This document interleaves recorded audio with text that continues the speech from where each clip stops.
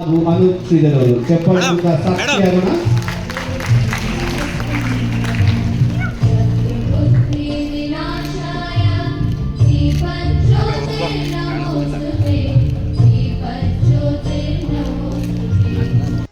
ಲೋಕಸಭಾ ಚುನಾವಣೆಗೆ ಸಂಬಂಧಿಸಿದಂತೆ ಮತದಾರರಲ್ಲಿ ಜಾಗೃತಿ ಮೂಡಿಸುವ ಸಲುವಾಗಿ 4 ಪ್ರಮುಖ ವ್ಯಕ್ತಿಗಳನ್ನು ನಮ್ಮ ಬೆಂಗಳೂರು ಐಕಾನ್ಸ್ ರಾಯಭಾರಿಗಳಾಗಿ ನಿಯೋಜನೆ ಮಾಡಿಕೊಳ್ಳಲಾಗಿದೆ ಎಂದು ಜಿಲ್ಲಾ ಚುನಾವಣಾಧಿಕಾರಿ ಮತ್ತು ಮುಖ್ಯ ಆಯುಕ್ತರಾದ ತುಷಾರ್ ಗಿರಿನಾಥ್ ತಿಳಿಸಿದರು.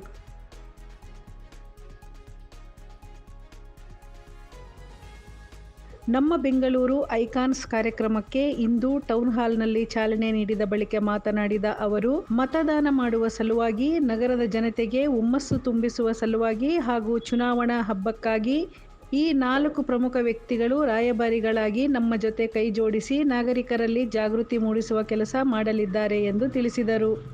ಮೊದಲ ಬಾರಿ ಚುನಾವಣೆಯಲ್ಲಿ ಮತ ಚಲಾಯಿಸುತ್ತಿರುವವರಲ್ಲಿ ಉಜ್ವಲ ಭವಿಷ್ಯ ರೂಪಿಸಿಕೊಳ್ಳಬೇಕಾದರೆ ತಪ್ಪದೇ ಮತಗಟ್ಟೆಗೆ ತೆರಳಿ ಮತದಾನ ಮಾಡಬೇಕು. ಆ ನಿಟ್ಟಿನಲ್ಲಿ ಎಲ್ಲರೂ ಮುಂದೆ ಬಂದು ಎಲ್ಲರಿಗೂ ಮತದಾನ ಮಾಡಲು ಪ್ರೇರೇಪಿಸಿ ಮತದಾನ ಮಾಡಬೇಕೆಂದು ಅವರು ತಿಳಿಸಿದರು.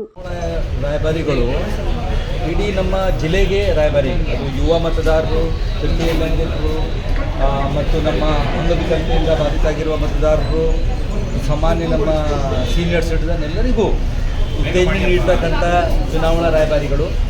ನಮ್ಮ ರಾಜ್ಯ ಮಟ್ಟದಲ್ಲಿಯೂ ಕೂಡ ರಾಯಭಾರಿಗಳ ಆಯ್ಕೆ ಆಗಿದೆ, ರಾಷ್ಟ್ರ ಮಟ್ಟದಲ್ಲಿಯೂ ಕೂಡ ರಾಯಭಾರಿಗಳ ಆಯ್ಕೆ ಆಗಿದೆ. ನಮ್ಮ ಜಿಲ್ಲೆಯಲ್ಲಿ ಹಿಂದೆನೂ ಕೂಡ ಹೋದ ವರ್ಷ ಶ್ರೀ ರಮೇಶ್ ಅರ್ಜುನ್ ಸಾಹೇಬರು ಅವರು ನಮ್ಮ ಸಂದೇಶವನ್ನು ಮತದಾರರಿಗೆ ನೀಡ್ತಕ್ಕಂಥ ಸಂದೇಶಕ್ಕೆ ತಮ್ಮ ವಾಯ್ಸ್ ನೀಡಿದರು. ಅವರ ಸ್ವರ ನಮ್ಮ ಸಂದೇಶ ಮುಖಾಂತರ ಎಲ್ಲರಿಗೂ ತಲುಪಿತ್ತು. ಅನೂಪ್ ಶ್ರೀಧರ್ ಸಾಹೇಬರು ಕೂಡ ಸ್ಪೋರ್ಟ್ಸ್ ಮ್ಯಾನ್ ಆಗಿರುವುದರಿಂದ ಅವರು ಕೂಡ ನಮ್ಮ ಜೊತೆಗೆ ಇದ್ದರು ಲಾಸ್ಟ್ ಟೈಮ್, ಈ ವರ್ಷವೂ ಕೂಡ ಇದ್ದಾರೆ. ಮತ್ತು ಮೇಡಮ್ ನೀತು ವಂಜಾಕ್ಷಿ ಮೇಡಮ್ ಈಗ ಸೇರಿದ್ದಾರೆ ನಮ್ಮೊಂದಿಗೆ. ಸೊ ಅವರು ಕೂಡ ತಮ್ಮ ಮಾತಿನಿಂದ ಪ್ರೇರಣೆ ನೀಡತಕ್ಕಂಥ ಮತ್ತು ನಮ್ಮ ಈ ಮತದಾನದಲ್ಲಿ ಆಗಿರುವ ಕೊರತೆಯನ್ನು ನೀಗಿಸಲು ಆ ದಿಕ್ಕಿನಲ್ಲಿ ಕೆಲಸ ಮಾಡ್ತಾರೆ ನಮ್ಮ ಜೊತೆಗೆ.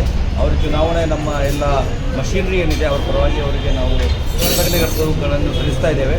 ಅವ್ರ ಮಾತನ್ನು ಜನರಿಗೆ ಮತದಾನ ಕಡೆಗೆ ಗಮನ ಸೆಳೆತಕ್ಕಂಥ ವಿಚಾರ ಇರುತ್ತೆ. ಆ ಪ್ರಕಾರ ಅವರು ನಮ್ಮ ಜೊತೆಗೆ ಕೈ ಜೋಡಿಸಿದ್ದಾರೆ. ಅವರಿಗೆ ಧನ್ಯವಾದಗಳನ್ನು ಎಲ್ಲ ಮತದಾರರು ದಯವಿಟ್ಟು 26ನೇ ಏಪ್ರಿಲ್ಗೆ ಬಂದು ಮತದಾನ ನೀಡಲೇಬೇಕು ಅಂತ ಇನ್ನೊಮ್ಮೆ ವಿನಂತಿಸುತ್ತೇವೆ. ನಾನು ಸ್ಪೀಚಲ್ಲಿ ಹೇಳಬೇಕಾದ್ರೆಲ್ಲ ಹೇಳಿಬಿಟ್ಟಿದ್ದೀನಿ. IPL ಮೂಡಲ್ಲಿದ್ದೀರಾ, IPL ಕ್ರಿಕೆಟೆಲ್ಲ 20 ಓವರು ಇಷ್ಟು ರನ್ನು ಅಂತೆಲ್ಲ ಬೇಡ, ಅದೆಲ್ಲ ಇಲ್ಲ ರೀ. ಇರೋದು ಒಂದೇ ಬಾಲು 26ನೇ ತಾರೀಕು ಎಲ್ಲರೂ ಸೇರಿ 6 ಹೊಡಿದ್ದಾರೆ. ದಯವಿಟ್ಟು ಈಗ ನೀವು ಆಟ ಆಡ್ಬೇಕಾದ್ರೆ ಡ್ರೀಮ್ ಟೀಮ್ ಅಂತೆಲ್ಲ ಮಾಡ್ತೀವಿ. ಈ ಬ್ಯಾಟ್ಸ್ಮನ್ನು, ಈ ಬೌಲರು ಎಲ್ಲರೂ ಸೇರಿದ್ರೆ ಗೆಲ್ಲುತ್ತೆ ಅಂತ ನಿಮಗೊಂದು ಕಲ್ಪನೆ ಇರುತ್ತಲ್ಲ. ಆ ಥರ ಒಂದು ಡ್ರೀಮ್ ಟೀಮ್ ನಮ್ಮ ದೇಶವನ್ನು ಗೆಲ್ಲಿಸುವಂಥ ಪ್ರೈಮ್ ಮಿನಿಸ್ಟರ್ ಯಾರು, ಫೈನಾನ್ಸ್ ಮಿನಿಸ್ಟರ್ ಯಾರು, ನಿಮ್ಮ ತಲೆಯಲ್ಲಿ ಇರುತ್ತಲ್ಲ. ಈ ಥರ ಇದ್ದರೆ ನಮ್ಮ ದೇಶ ಗೆಲ್ಲುತ್ತೆ, ಒಂದು ಎಕ್ಸ್ಟ್ರಾರ್ಡಿನರಿ ಎಕಾನಮಿ ಆಗುತ್ತೆ, ಇಂಟರ್ನ್ಯಾಷನಲ್ ಲೆವೆಲಲ್ಲಿ ಅತಿ ಶ್ರೇಷ್ಠವಾದ ದೇಶ ಆಗುತ್ತೆ ಅಂತ ಕಲ್ಪನೆ ಇರುತ್ತಲ್ಲ. ಆ ಟೀಮನ್ನು ಆಯ್ಕೆ ಮಾಡುವಂಥ ಅವಕಾಶ ನಿಮಗೆ ಸಿಕ್ಕಿದೆ. ಹಾಗಾಗಿ ಯೋಚನೆ ಮಾಡಿ. ಎಲ್ಲ ಯಾವುದಾದ್ರ ಬಗ್ಗೆನೋ ಗೂಗಲ್ ಸರ್ಚ್ ಮಾಡ್ತಾರೆ. ಸಮ್ಮರಲ್ಲಿ ಸ್ಕಿನ್ ಏನು ಹೆಂಗೆ ಇಟ್ಕೊಳ್ಳೋದು ಅಂತೆಲ್ಲ ಸರ್ಚ್ ಮಾಡ್ತಿರಲ್ಲ. ಒಂದು ಸ್ವಲ್ಪ ಸರ್ಚ್ ಮಾಡಿ. ನಿಮ್ಮ ಕ್ಯಾಂಡಿಡೇಟ್ ಯಾರು, ಅವರ ಬ್ಯಾಕ್ಗ್ರೌಂಡ್ ಏನು, ಅವ್ರ ಹಿಂದೆ ಏನು ಕೆಲಸಗಳನ್ನ ಮಾಡಿದ್ದಾರೆ, ಅವರ ಸಿದ್ಧಾಂತ ಏನು, ಅವ್ರು ಹೇಗೆ ನಡ್ಕೊಂಬಂದಿದ್ದಾರೆ, ರೀತಿ ಏನು, ಇವರಿಂದ ಇದಾಗುತ್ತಾ, ಇವರು ಕೊಟ್ಟ ಪ್ರಾಮಿಸ್ನ ಇವರು ಕಾಪಾಡ್ತಾರ ಅಂತ ಸಣ್ಣ ಸರ್ಚ್ ಮಾಡಿಕೊಂಡು ಒಂದು ಸ್ಟಡಿ ಮಾಡಿಕೊಂಡು ಸರಿಯಾದ ಅಭ್ಯರ್ಥಿಯನ್ನು, ಇಡೀ ದೇಶ ಹೆಮ್ಮೆ ಪಡುವಂಥ ಅಭ್ಯರ್ಥಿಯನ್ನು ಆಯ್ಕೆ ಮಾಡಿ. ಯಾಕಂದರೆ ನಿಮ್ಗೆ ಗೊತ್ತಿಲ್ಲ, ಒಬ್ಬರು MP ಇಂಡಿಯಾದಲ್ಲಿ ಒಬ್ಬ MP 9,000 ಕೋಟಿ